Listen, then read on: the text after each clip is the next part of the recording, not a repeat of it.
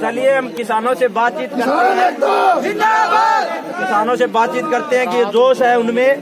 तो ये जो 3 कानून सरकार द्वारा लाए गए किसानों को पसंद नहीं आ रहे हैं, इसी का विरोध करने के लिए किसान वहाँ डटे हुए हैं। तो नरेंद्र जी से पूछते हैं कि जो आप कानूनों का विरोध कर रहे हैं, इसका नुकसान क्या है, फायदा क्या है? देखिए जी, दिक्कत हम इन कानूनों की ये है कि जैसे आज गेहूं है, गेहूं की एक MSP है, जैसे 1925 रुपए है, कहीं 1950 है, कहीं 2000 रुपए है।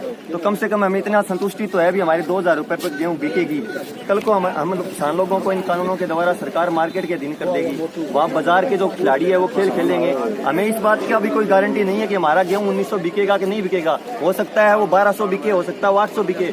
कम से कम हमें ये तो पता है भी हमारे जो 1 किला है उसमें इतना गेहूं होगा और वो 1900 रेट बिकेगा, तो कम से कम इतनी आमदनी हमारी होगी, उसी हिसाब से हम खर्च कर सकते हैं।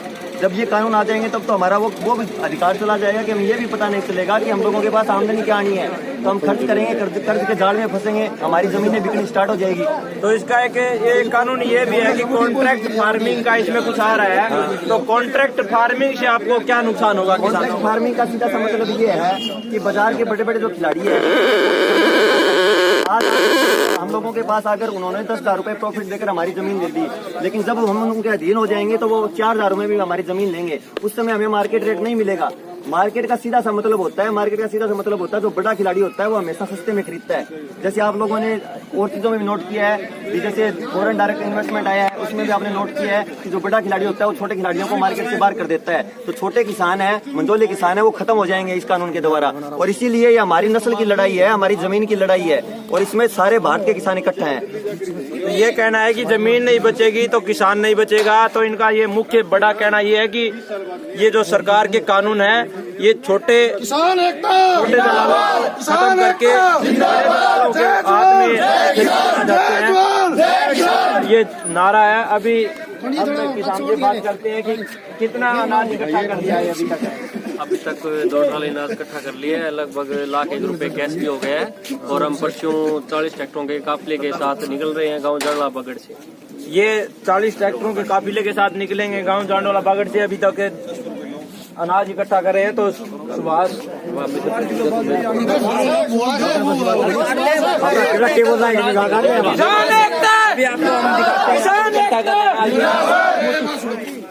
ये गांव के युवा है, तो युवाओं से हमें पूछते हो आप कितने बजे से लगे हुए हैं अनाज इकट्ठा करने?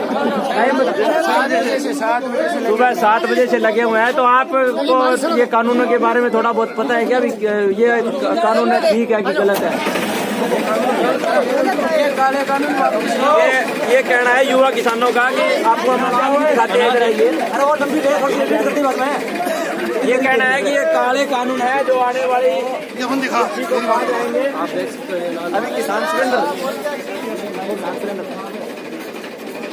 ये धरती पुत्र है,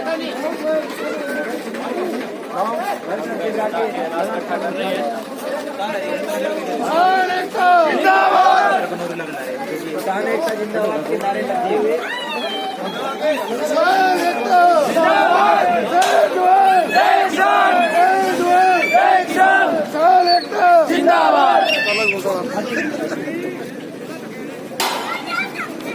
बोलो छोड़ो। किसान एकता जिंदाबाद, किसान एकता जिंदाबाद, जय जवान जय किसान। इन काले कानून वापस लो, इन काले कानून वापस लो, इन काले कानून किसान एकता जिंदाबाद।